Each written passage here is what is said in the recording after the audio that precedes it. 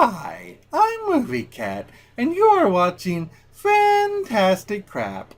Whenever someone says the greatest adventure film of all time, most people on this planet instantly think of the exact same movie, Raiders of the Lost Ark. Well, except for me.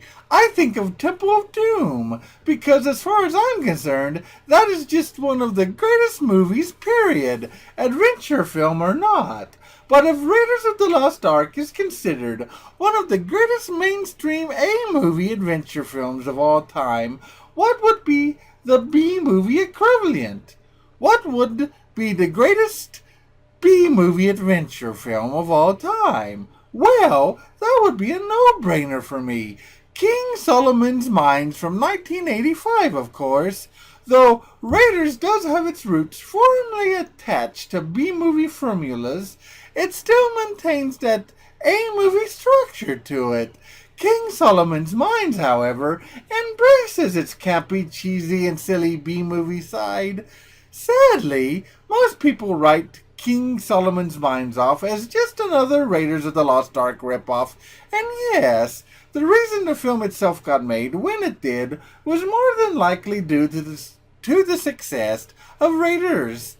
But the film itself is based on a series of novels, the same novels that helped inspire the Indiana Jones films.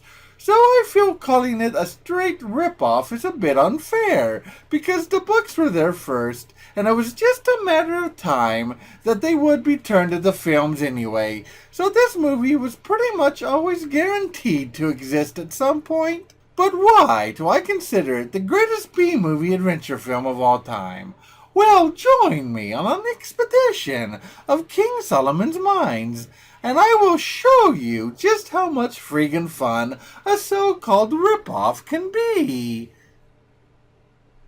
We start off with a pre-credit scene that shows a professor and his assistant who has taken a major find to an expert to be examined, but the scene really exists just to introduce the first of the film's two primary villains.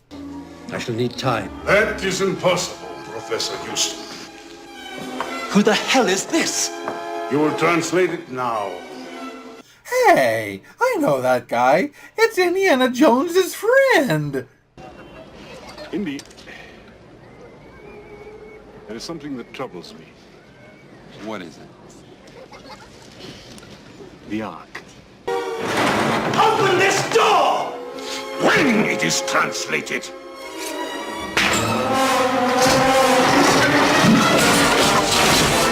He's turned evil. Now you will translate it, Professor. Very, very, very evil.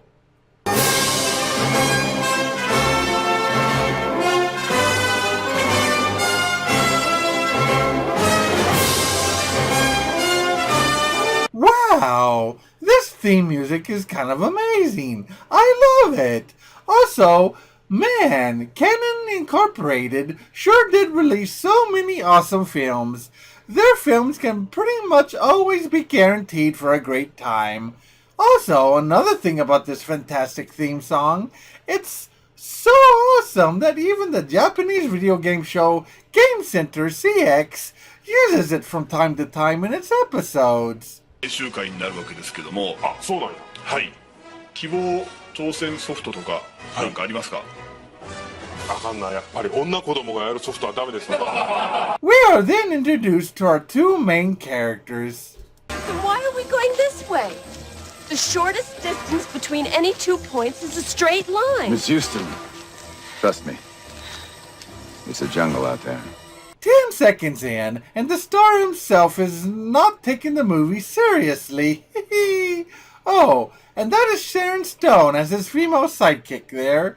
There's a story floating around saying that Sharon Stone got hired on accident because the producer said, "Hire that Stone woman." But what he meant is he wanted Kathleen Turner, who had just done the successful film Romancing the Stone.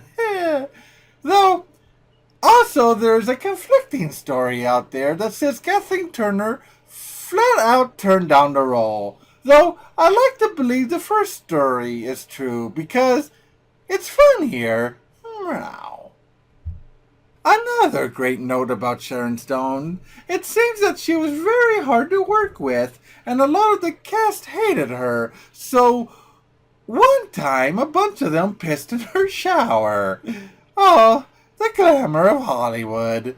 Now, anyway, Sharon Stone plays Jessie Houston, who has hired our hero, Ellen Quartermain, to find her father, who has gone missing, the professor from the movie's beginning. This leads them to a city where the villain resides, and we are then introduced to the movie's secondary villain, Colonel Buckner. The two of them have teamed up to find the legendary lost mines of King Solomon. Because the German occupation of Africa must be completed before the rest. I too am growing impatient of your pompous preening, your knuck-wurst-eating hypocrite. Imbecile. Oh yeah, they also despise each other with a passion. The villain's goons kidnaps Miss Houston and then brings her to them, but she instantly escapes due to some incompetence.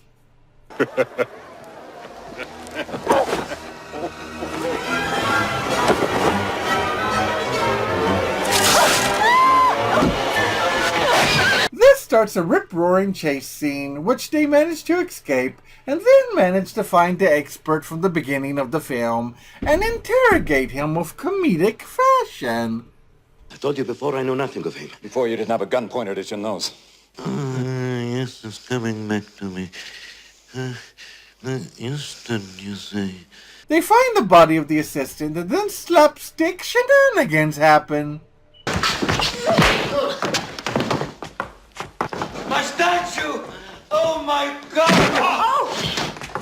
Kazam, I'm gonna have to shoot you before she kills me.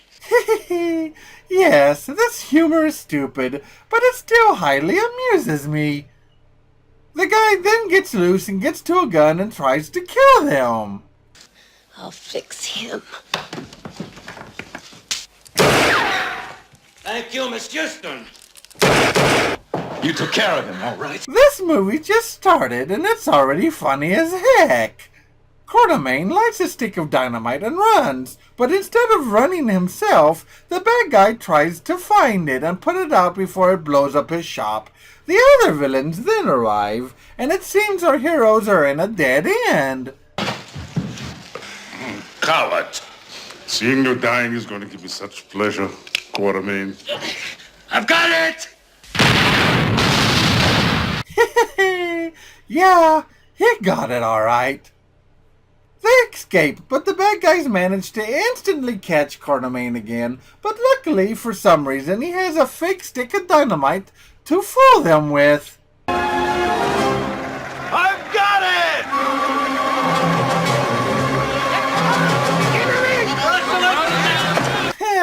And the movie's running joke is born. This leads to another chase scene in which they once again escape. They then jump onto a train that her father is being held in, and this leads to tons of fist fights on and under the train, and even more ridiculous humor that still manages to be fun. Hey,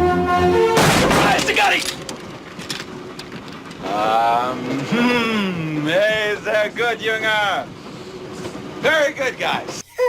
Whoopsie! Great reflexes, boys. Yeah, I'm proud of you guys. Let's have some fun!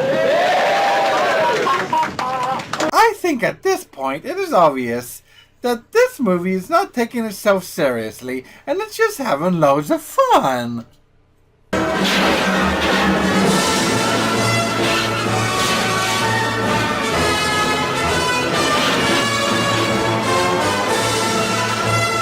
Okay. Maybe this is ripping off Raiders of the Lost Ark, but man, it's still loads of friggin' fun. You know, I find you most attractive. You're a swine. I wasn't talking to you! I was talking to your father. But I'm starting to get the vibe that this is more a comedy than it is an adventure film. don't be shy. You find me attractive too. Yep, this movie sure is balls to the walls entertainment. Oh, and in case you have already forgotten about the movie's running joke, I've got it! we then start to develop our charming romance between the two characters.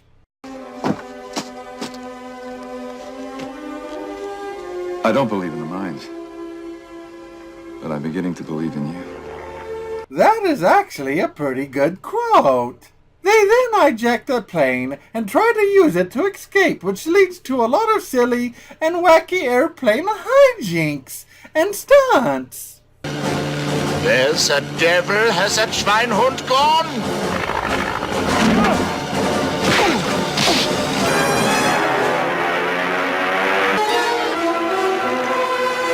This movie greatly amuses me. But hey, let's not just let the good guys have all the comedy moments.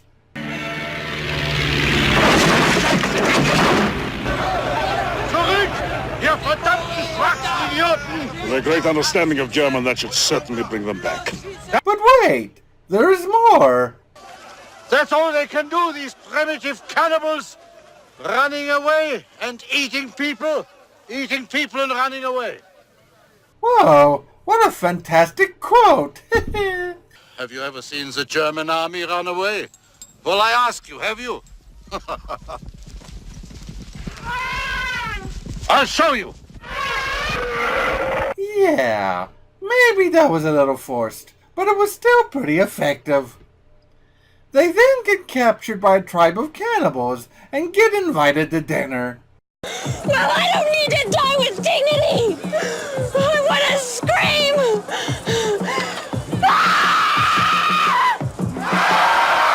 A big black cauldron? Could this get any more cartoonish? I mean, what's next? Are they going to put in a lot of carrots and other vegetables in there with him?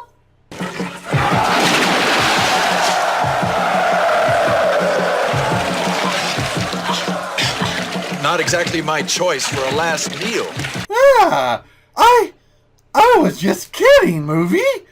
They attempt to swim from side to side, kicking the pot in an attempt to get it to rock until it tips over. They succeed and then go for a little ride. Keep rolling, rolling, rolling, though the streams are swollen. Keep them doggies rolling, ride. They manage to escape, and it turns out that they really did just jump out of the skeleton into the oven.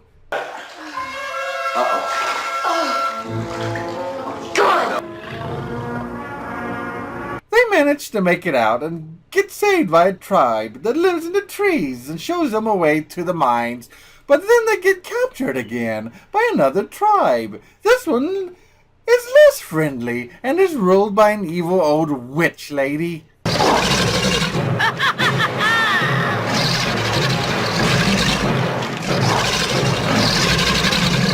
Oh, they just want to feed their pet crocs. Nothing wrong with that. They get saved by Colonel Maine's friend and a fight breaks out. But then the evil villains and their army attack the village, and the evil witch and her minion kidnap Jesse and escape into the mines. After you, Colonel Buckner. Turks are afraid of fire? Germans too. Yeah, even the bad guys in this movie are fun, but if you still need convincing of that, here is some more. My gramophone! Save my gramophone! I'm thinking! Stop thinking! That's an order. I'm happy. No more Wagner. And that was the day that the music died. Though, they do figure out a way past the quicksand. Now, Herr Colonel Buckner, follow me. Herr Colonel Buckner. These two bad guys may be goofy, but they are still evil as all heck. Oh, speaking of evil, Colonel Buckner betrays his partner, shoots him, and heads off into the mines to find and claim the fabled lost treasure. While all this is happening, Curtamain is having fistfights to save Jessie from getting thrown into hot lava. He saves her and they cross rocks sticking out of the water, and they are told not to step on a certain marked rock. But do not worry, we'll get back to that shortly. They find former queens frozen in some sort of tombs. But do you want to know what is even sillier than that?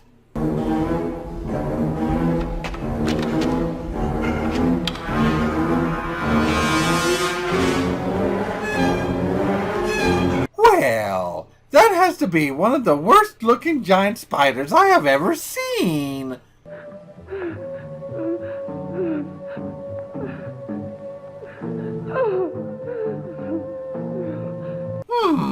I stand corrected. That was from Bloody Pit of Horror, by the way. We will be getting back to that one eventually.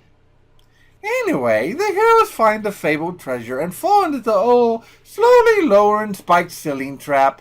They find a way to stop it before it crushes them, but then the chamber starts to fill with water, and it looks like they are going to drown and die anyway. I swallowed a bug. Hey, good. It'll keep your strength up.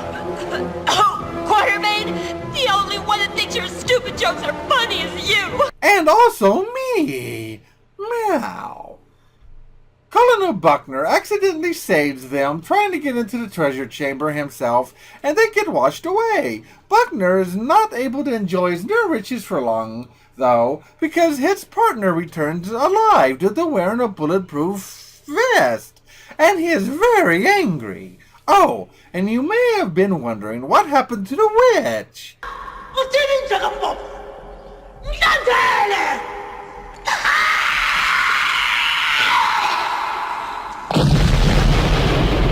What? Why did she do that? Actually, better question, why did she explode?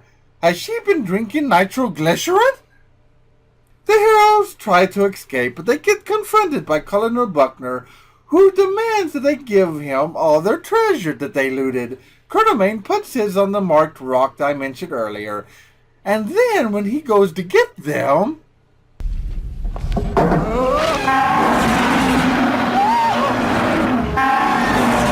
The German army will not stand for it! What in the holy world of insanity was that thing? Did he just get eaten by a dragon? They go to escape, but Curtamain then gets attacked by his arch-nemesis, and they have a big, final, epic showdown, which leads to the bad guy getting set on fire, but still attacking. We go together! What a hothead. Oh, and as if the movie decided it did not have enough silliness in it,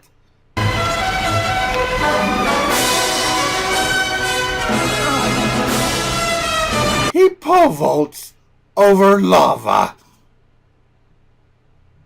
The heroes get away, the bad guys die, and the mines are reclaimed by the rightful rulers, and we end in a classic style.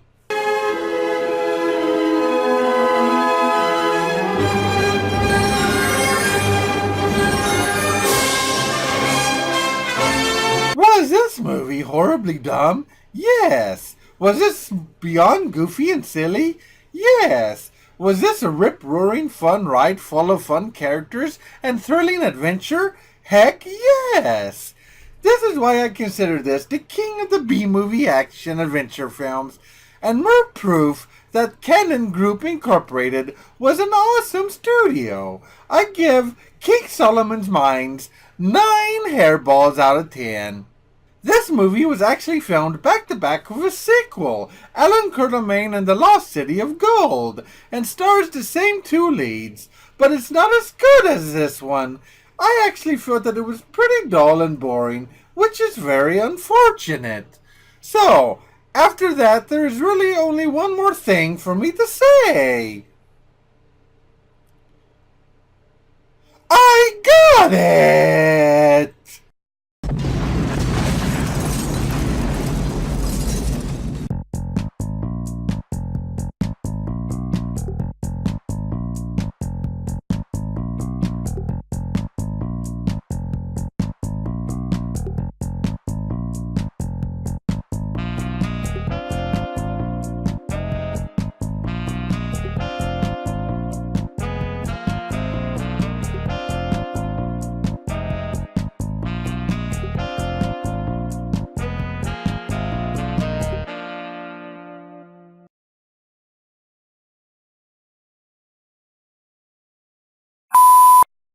This leads them to a city where the villain resides, and we are then introduced to the millins?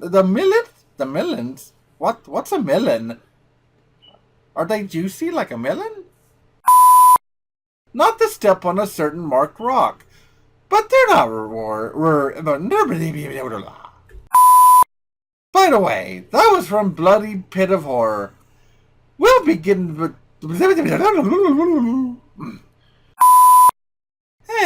what a hothead. Oh, and Abu Boo Boo. Dang it. Hey, but let's not... Oh, wait. Mess up. They managed to escape, but it turns out that they really just jump into what? I think I said that wrong. Oh, they just want to feed their Brit with their...